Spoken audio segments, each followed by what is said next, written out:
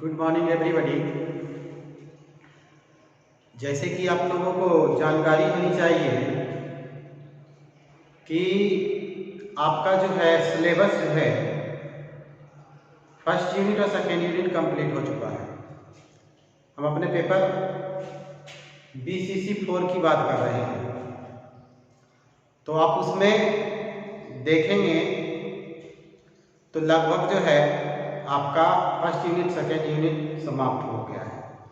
आज हम third unit में चलेंगे और थर्ड यूनिट में सबसे प्रमुख टॉपिक आता है learning language and learning through language, भाषा का अधिगम और भाषा द्वारा सीखना।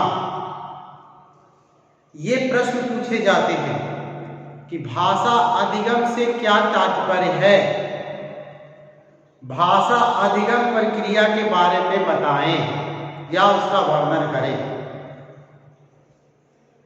या फिर क्वेश्चन पूछा जाता है कि भाषा का अधिगम एवं भाषा द्वारा अधिगम इस विषय पर संक्षिप्त रूप से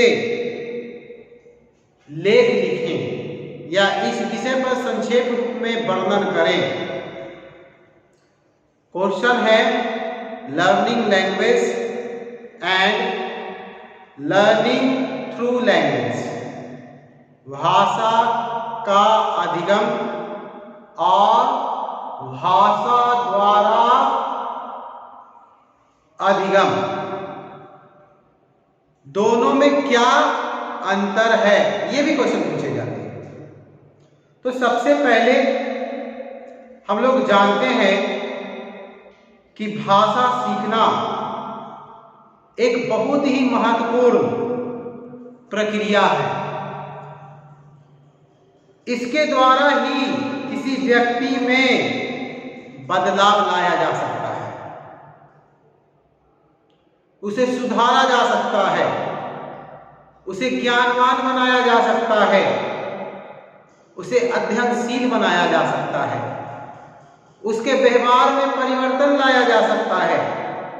तो भाषा सीखना एक बहुत ही महत्वपूर्ण प्रक्रिया है।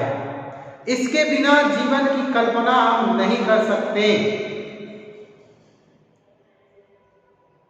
अपने विचारों को दूसरों तक प्रकट करने के लिए और दूसरों के विचारों को ग्रहण करने के लिए इसकी काफी आवश्यकता होती है।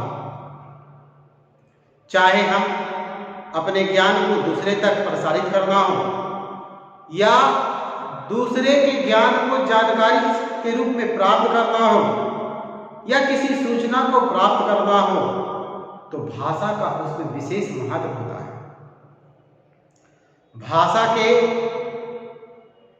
अनुभव तथा प्रशिक्षण द्वारा व्यक्ति के व्यवहार में परिवर्तन लाया जा सकता है।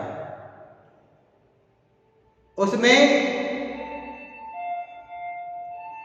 परिवर्तन उसके व्यवहार में लाया जा सकता है, उसमें परिवर्तन उसकी कार्य क्षमता में लाया जा सकता है, उसमें परिवर्तन उसके ज्ञान में लाया जा सकता है।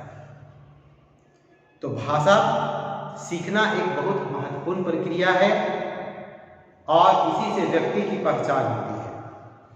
अब हम बात करते हैं भाषा अधिगम का क्या तात्पर्य है। तो भाषा अधिगम हम देखते हैं कि यहां पर दो शब्द से मिलकर के बना है। भाषा अधिगम ये दो शब्द से मिलकर के बना है। पहला भाषा और दूसरा अधिगम। ये दोनों शब्द से भाषा अधिगम की उत्पत्ति हुई है। भाषा से तात्पर्य किसी भी भाषा से है, चाहे वो हमारा राष्ट्रीय भाषा हो, चाहे फॉरेन लैंग्वेज हो, चाहे इंटरनेशनल लैंग्वेज हो। तो भाषा का तात्पर्य किसी भी भाषा से है, जबकि अधिगम का तात्पर्य सीखने से है। अगर हम भाषा की बात करें तो तो भाषा कोई भी भाषा हो सकती है, हमारी राष्ट्रभाषा भी हो सकती है, मातृभाषा भी हो सकती है, इंटरनेशनल लैंग्वेज भी हो सकता है, कोई भी भाषा हो सकती है।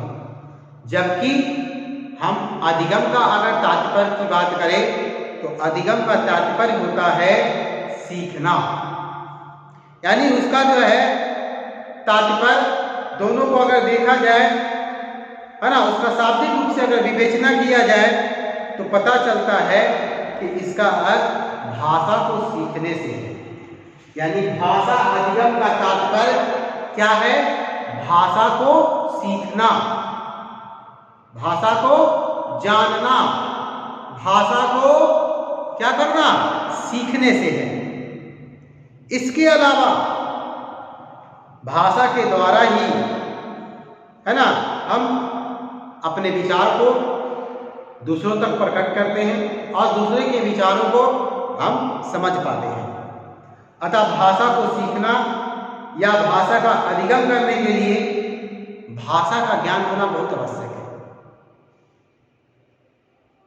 भाषा के ज्ञान के लिए इसकी शब्दावली जो होती है, इसके व्याकरण जो होते हैं, इसका अर्थ जो होता है, उसको जानना आवश्यक होता है कि भाषा का अर्थ क्या है, उसका मतलब क्या है, उसकी शब्दावलियां क्या है, कौन सा शब्द कहाँ पर यूज होगा, व्याकरण के क्या नियम हैं, ये भाषा के माध्यम से ही जान पाते हैं। किसी भाषा को सीखना के लिए उसकी प्रकृति का ज्ञान होना बहुत आवश्यक होता है। हमारे संविधान में 14 भाषाओं को स्वीकृति प्रदान की गई है। जिस समय निर्माण किया गया था, जिस समय लागू की गई थी, तो उस समय हमारे संविधान में 14 भारतीय भाषाओं को स्वीकृति प्रदान की गई थी। इसके बाद अभी वर्तमान में 22 या उससे अधिक भाषाओं को स्वीकृति प्रदान की गई है। इसके अलावा साथ ही साथ अंतर्राष्ट्रीय संबंधों को अगर सुदृढ़ बनाना हो, विदेशी भाषाओं का, है ना, जानकारी प्राप्त करना हो, तो इसके लिए भाषा को जानना आवश्यक है ना। हमें मल्टी लैंग्वेज, नेशनल लैंग्वेज, ये जो है हमें और हमारे देश की संस्कृति को, हमारे देश को सुदृढ़ बनाने का कार्य करता है। विशेष किसी भाषा में विशेष दक्षता प्राप्त करना किसी देश के निवासियों के लिए बहुत ही आवश्यक होता है। चाहे वो कोई भी भाषा हो, अगर हम उसमें दक्ष हैं, हम उसमें उसके जानकार हैं, तो वो किसी व्यक्ति के लिए बहुत ही उपयोगी होती है, बहुत ही आवश्यक होता है। किसी देश के निवासियों के लिए वो आवश्यक माना जाता है। भाषा सीखने के लिए हमें देश की भाषा की आवश्यकताओं को ध्यान में रखना होगा। इसी से यह निर्णय लेना होगा कि कौन सी भाषा हमारे देश को प्रगति पर ले जा सकती है और कौन जो है हमारे देश को जो है आगे बढ़ा सकती है। तो भाषा ना केवल व्यक्ति का निर्माण करती है, भाषा ना केवल हमें विदेशों से लेन देन, व्यापार आदि को सुदृढ़ बनाती है, भाषा न केवल अंतर्राष्ट्रीय संबंधों को सुदृढ़ बनाती है, बल्कि यह संपूर्ण विश्व को बांधने का काम करती है, संपूर्ण विश्व को जोड़ने का काम करती है। तो भाषा का, भाषा अधिगम से क्या तात्पर्य है, हम इसके बारे में जानें। अब विशेष रूप से हम अगले वीडियो में और इसके बारे में चर्चा करें। Thank you.